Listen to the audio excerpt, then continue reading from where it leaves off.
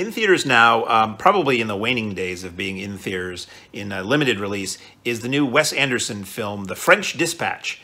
The actual title is a lot longer than that, but I don't remember it. So we're just going to call it, for the sake of this video, The French Dispatch.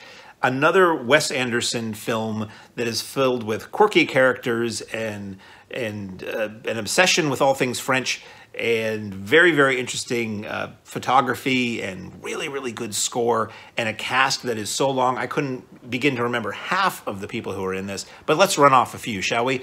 Bill Murray, Bob Balaban, Henry Winkler, Frances McDormand, the kid from the Dune movie, the Timothee Chalamet, Benicio del Toro, and more. See, I told you I couldn't name half of them, but it's like an all-star cast. It's ridiculous. I think the original trailer has just blocks of text for all the people who are in this. It's amazing, including, I realized as I watched this, multiple people who were in James Bond movies, which is kind of interesting too. So what this movie is about, might be helpful to know this before going in, maybe not, is the basic idea is that there's this newspaper that was started back in the 40s or 50s. I think they say a date. They give a preamble at the beginning. Basically, this Kansas newspaper, large Kansas newspaper, has a supplement section that's the French, ultimately called the French Dispatch, which are just stories by prominent writers about life in France and aspects of French culture and all that.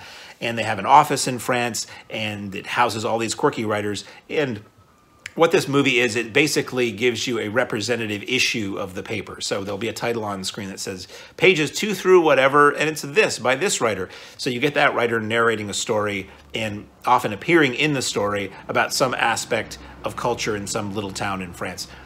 They don't really intersect very much, except when you see these writers intersect with Bill Murray, who plays the editor of the paper at the Dispatch offices. They're just basically these vignettes. And it's done in a variety of styles, so to speak, or it's done in a variety of aspect ratios. Some of it's 4:3, some of it's black and white, some of it's CinemaScope, some of it's color, some of it has different color palettes. It's gorgeous to look at. I highly, highly recommend seeing this on the big screen if you can.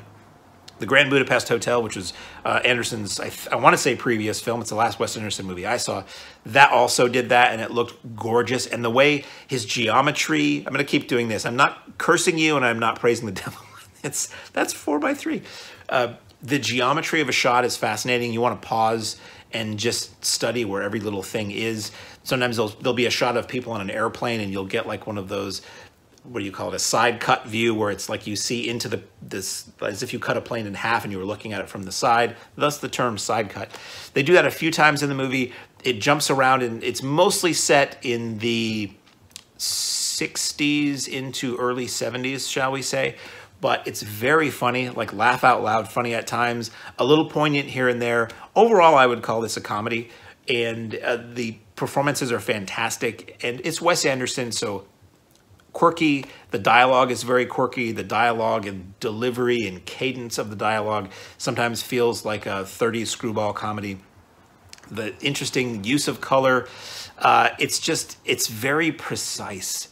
Wes Anderson is very, what they say, he's precious, and how he makes his movies are very precise sometimes. Some people are turned off by it. I come and go. I haven't loved all of his films, but most of them I've enjoyed just for the uniqueness of them, the unique vibe that his movies give you, and the casting.